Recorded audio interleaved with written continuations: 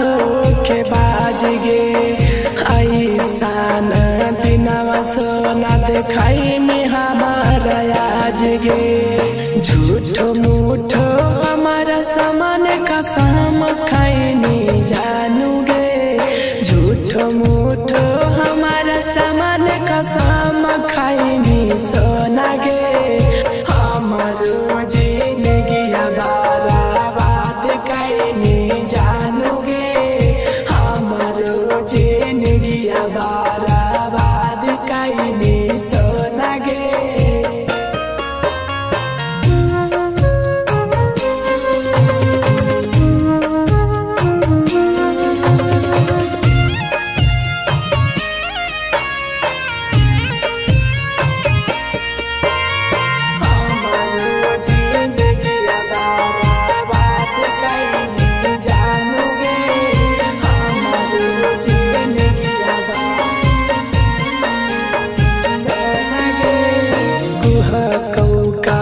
जवा काम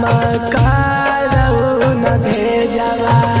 घुटिए घुटिए दिनवा काटौ बिरिजे सवा कुह कौकार जवा काम करो न भेजवा घुटी घुटी के दिनवा काटौ बिरिजे सवा पहिले दोसर के हमर बात भइनी जानू गे पहिले दोसर के हमर बात भइनी सोना गे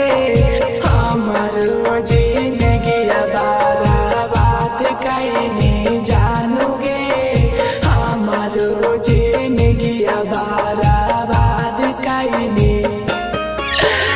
सोना गे।